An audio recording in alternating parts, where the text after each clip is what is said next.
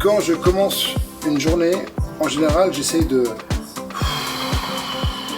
calmer un peu les choses.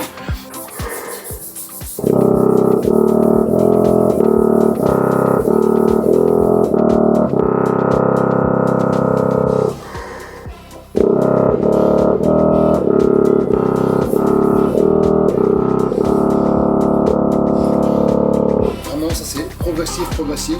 Et ça a aussi l'avantage de muscler aussi le masque, les yeux, les lèvres. Salut tout le monde, comment allez-vous? Aujourd'hui, j'ai invité grand tubiste en France, Fabien Valin, dans ma chaîne. Il était professeur de auto-école de musique de Genève. Et maintenant, il est professeur de CNSM de Paris. Et évidemment, il est solo tuba de Opéra de Paris.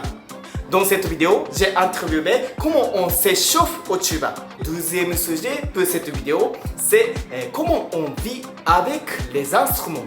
C'était une interview très intéressante, donc j'aimerais bien que vous regardiez jusqu'à la fin, surtout si vous n'avez pas du temps. Allez, c'est parti! Bonjour Fabien. Bonjour Georges. Ouais, ça va? Très bien et toi? Ouais, ça va très bien. Donc merci pour aujourd'hui. Et aujourd'hui, j'aimerais bien te demander, dernière fois, j'ai fait des interviews par rapport à l'heure.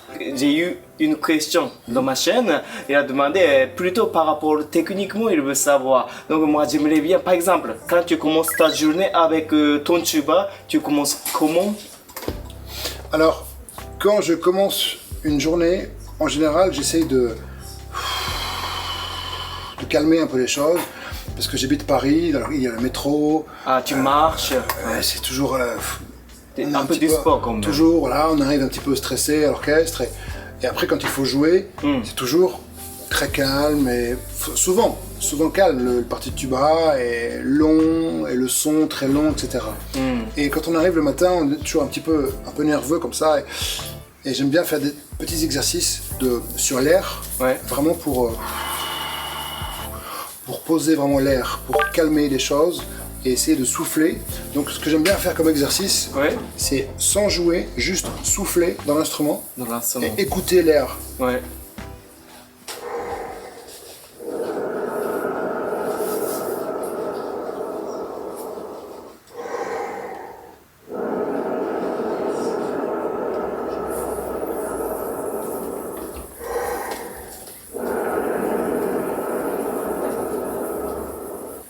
Voilà, quelques fois, 3, 4, 5, 6 fois, vraiment souffler dans l'instrument pour écouter l'air, pour essayer de stabiliser l'air. Bien stable, tout droit. Vraiment stabiliser l'air, juste respirer, souffler et essayer de stabiliser l'air. Et une fois que j'ai vraiment quelque chose de stable, ça permet aussi tout simplement de respirer, de contrôler aussi le rythme cardiaque si on est un petit peu nerveux ou en retard. Voilà, mais c'est important de poser les choses. Et ensuite, je commence toujours par des exercices très longs. Vraiment des notes qui sont très longues, le plus longues possible. Et sans la langue. Vraiment pour souffler les notes et essayer de faire des notes très longues mais très stables.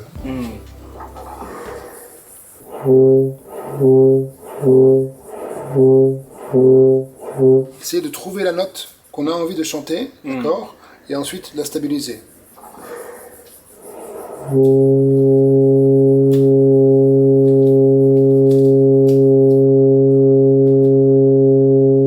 peux pas le faire maintenant parce que c'est très long, mais chaque note comme ça, vraiment très long, sur une tessiture, on va dire, assez simple, médium grave.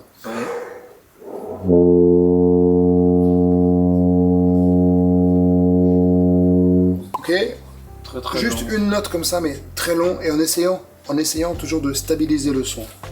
Et c'est pas si évident parce que souvent ça tremble un petit peu comme ça, on est un peu nerveux, on cherche, et donc le son bouge comme ça un petit peu.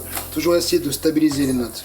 Une fois qu'on a stabilisé une note à chaque fois, sur une tessiture on va dire médium grave, j'ajoute exercice de chauffe en miroir.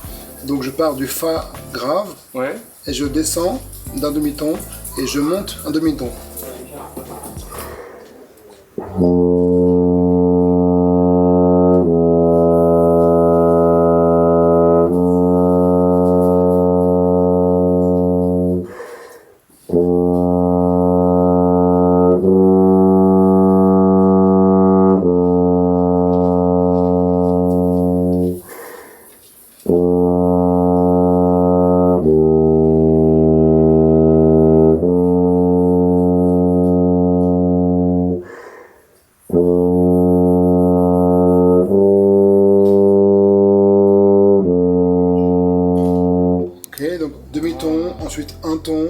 C'est vraiment exercice Donc, miroir. Grandir un petit peu. Voilà, Ouais. on grandit toujours jusqu'à l'octave.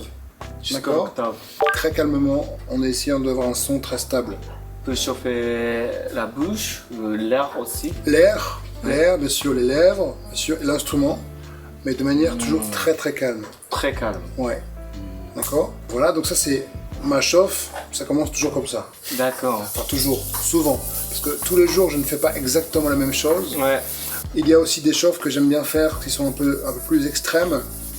Je commence toujours sur la note pédale, do pédale, très très grave. Et c'est un exercice sur les tons et sur les demi-tons.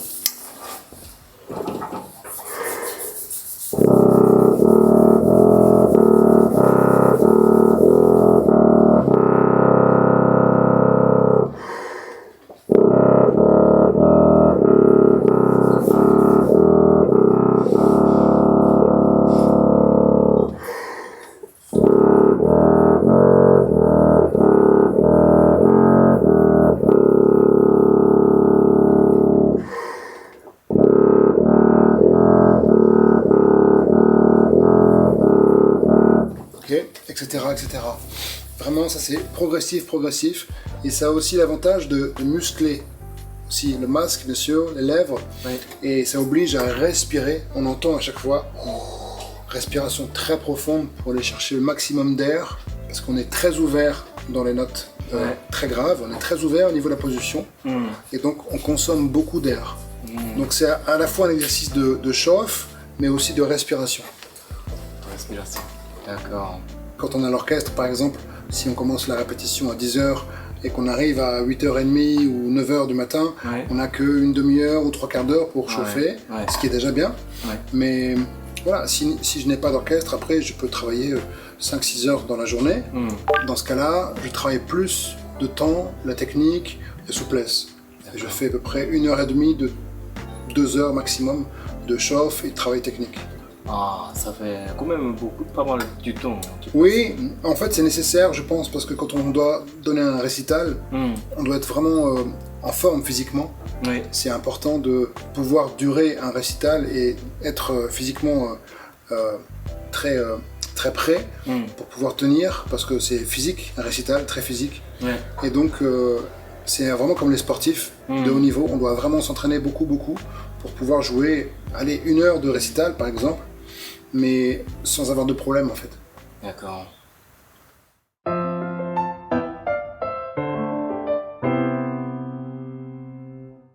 Tu joues tous les jours 365 jours par an? Non, je m'arrête toujours l'été, au mois d'août. Ouais. J'essaie de ne pas toucher l'instrument pendant 15 jours. Pourquoi faire? Pour la tête, Ah, d'accord. pour essayer de casser vraiment quelque chose. L'instrument n'est jamais loin, mais j'essaie de ne pas jouer du tout pendant 15 jours, complètement pour rafraîchir au niveau des muscles, mais aussi pour la psychologie, pour essayer de casser quelque chose, mais en gardant contact, parce que ce n'est pas une fin, c'est juste une pause. Ouais. Et après aussi parce qu'on retrouve, je pense, beaucoup de plaisir. L'été, j'aime bien arrêter pendant 10-15 jours, et quand je rejoue après, j'ai vraiment beaucoup de plaisir. C'est vraiment important. Ouais. En fait, c'est marrant parce que c'est un instrument, on vit avec et on passe énormément de temps avec. Ouais. Et parfois c'est difficile parce que ça ne marche pas comme on veut. Parfois on est fatigué, parfois on est stressé, parfois on a peur. Donc c'est vraiment très important de se connaître soi-même aussi en fonction de l'instrument. Et je pense que c'est bien aussi d'avoir des temps de pause. Même quand on travaille dans une journée, toutes les 50 minutes à peu près, j'ai besoin de 10 minutes de pause. C'est physique, mais c'est aussi dans la tête. Ouais. Pour pouvoir aussi. respirer, mais dans la tête aussi. C'est important. Ça allait. Et les oreilles aussi, de mettre en pause un petit peu. Ouais. はい、というわけで今回の動画いかがでしたでしょうか。オープニングでねちょっとびっくりさせちゃったと思うんですけれども、フランス人の方もこのチャンネルを見たいって言っていたので、冒頭をフランス語で始めてみました。フランス語は専門じゃないので、ちょっと文法的におかしかったり単語的におかしかったりするかもしれないんですけれども、あしからずってことでお願いします。やはりチューバはオーケストラでも吹奏楽でもアンサンブルでも安定感が求められる楽器なので、皆さんもファビアンのウォーミングアップを参考に自分に合ったウォーミングアップを見つけていただけたらと思います。それから好きで始めた音楽ですけれども、長い間練習しているとなかなかうまくいかなかったり伸び悩んでしまったり、あとは練習することが辛くなっちゃう瞬間も来ると思うんですよ。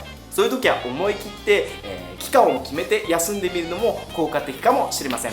今回のインタビューを引き受けてくれたファビアン先生ですけれども、クランポンの主催のもと、日本での演奏やマスタークラスが決定しております。多分もうこの動画が上がる頃には日本に上陸していると思うんですけれども、ヨーロッパ随一、世界でも一流のチューバ奏者ですので、ぜひご興味のある方は彼の演奏や、指導を見に行ってみることをお勧めいたします。というわけで、この動画がちょっとでもいいなと思っていただけた方は、高評価とチャンネル登録をお願いいたします。それからこんな先生にこんなことを聞いてほしいや、こんなことで悩んでいるなどがありましたら、遠慮なくコメント欄に残していってください。それでは、皆さんの音楽生活がより素晴らしいものになるようにいつも祈っております。また別の動画でお会いしましょう。ミュージック感動でした。